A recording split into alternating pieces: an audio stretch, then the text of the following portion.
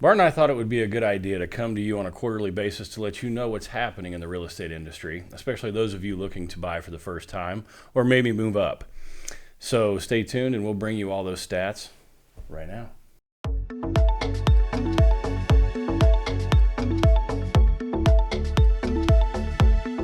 Well, I'm going to kick this off by talking about what happened with values, days on the market, where I think it's going in the future. And what you'll see on this first graphic that I have up here is that year over year, in Q1 of 2024, values are actually up about 3.7%. You'll see that in the red circle there.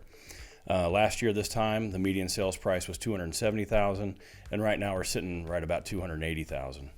So overall, the market is still gaining steam. We still have appreciation happening at a pretty good clip at about 3.7%. I'd like to dive into a couple of counties in particular. Johnson County on this next slide here. Johnson County is actually really strong. We're seeing year over year appreciation of about 6.8% on the median sales price. $295,000 last year at the same time, and now we're up to $315,000. And we're even seeing strong growth quarter over quarter. Where we usually see a little bit of a recession in the first quarter because it takes time for that spring market to take off. Johnson County is up 8.6%. So Johnson County looks really good. And on this next slide, you'll notice in Hamilton County, it's a different story.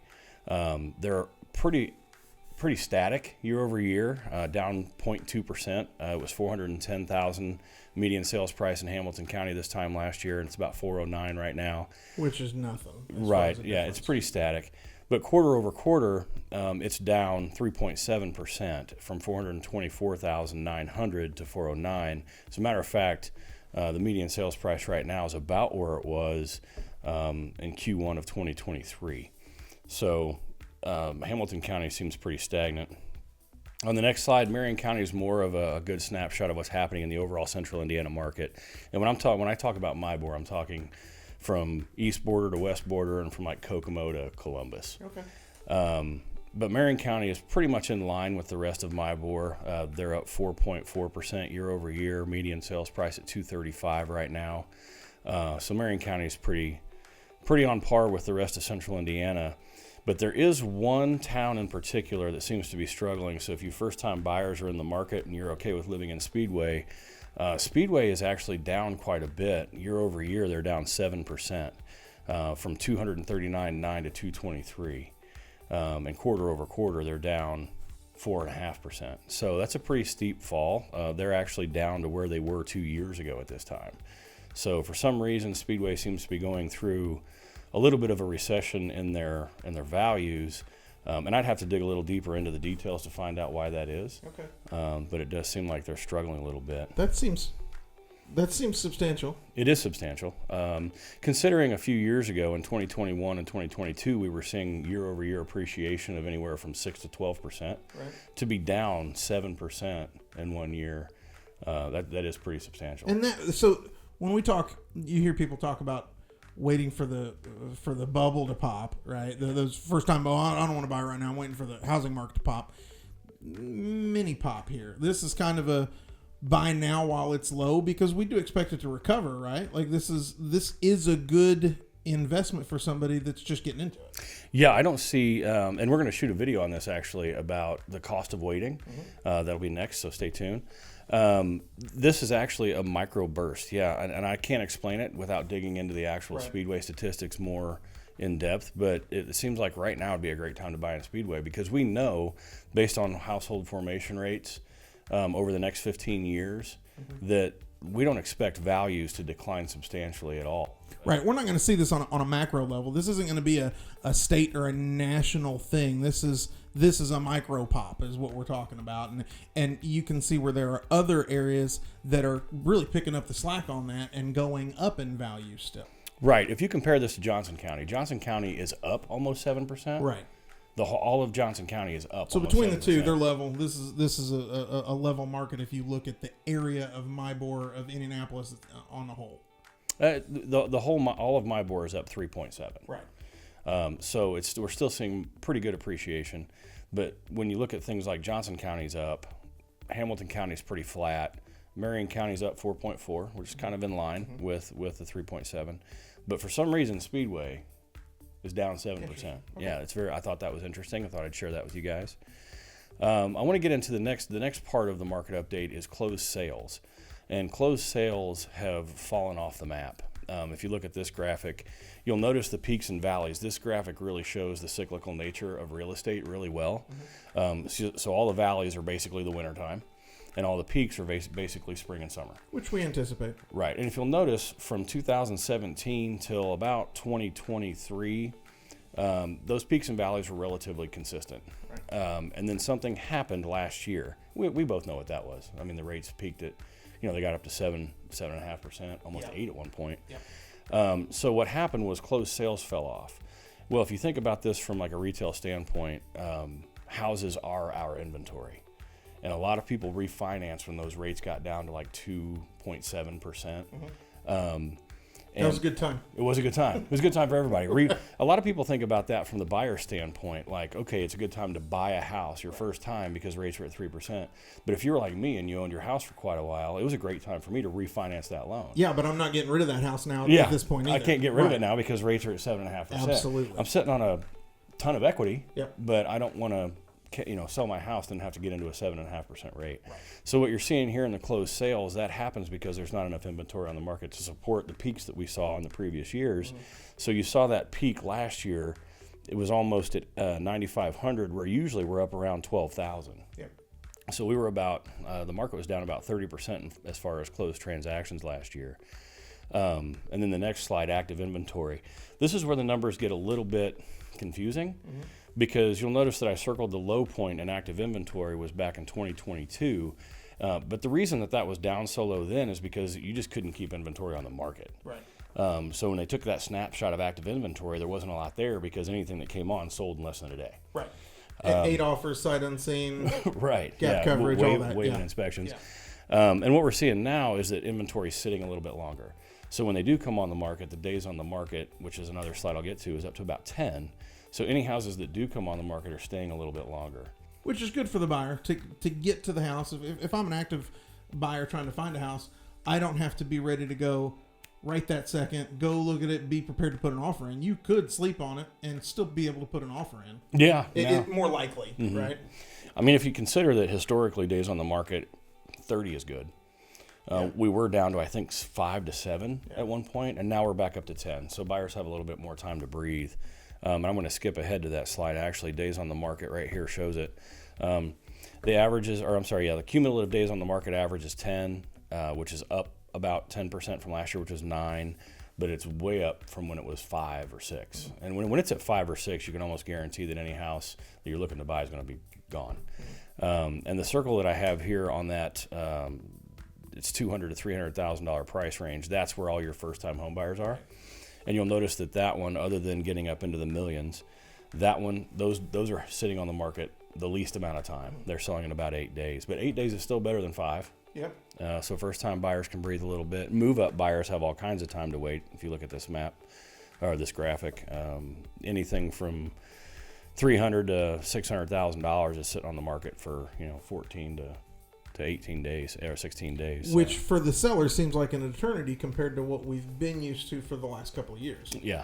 You can actually go home and think about it now. Yeah, it's again good for the buyer. Yeah. Not ideal for the seller, but we're talking about 14 days. Yeah, well, exactly. It's still a really quick sale. Yeah. And in everything that I've shown you from the median sales price, again, my board's still up 3.7%. So values are still climbing. Right. Even in a time when inventory is low and the rates are a little bit higher. And this next graphic, the historical rate chart, this is what rates have been over the last 50 years. And you can speak to this too. Rates are about average for the last 50 years. When you look at the whole picture, we're even. Mm-hmm. This is an average point, and it's easy to look at the snapshot of 2020 to 2024 and say, oh my God, they're 4 times higher than they were in 21. I don't want to buy a house. It's really not that bad. There have been way worse. This is middle of the road. Everything's okay. At least it's not the early 1980s when they were at 14%. Right. and all our first time home buyers were barely alive at that point, if they were alive at that point. Right. I know. I was barely alive. Right. I was not. Not in the earlys, but yeah. So yeah.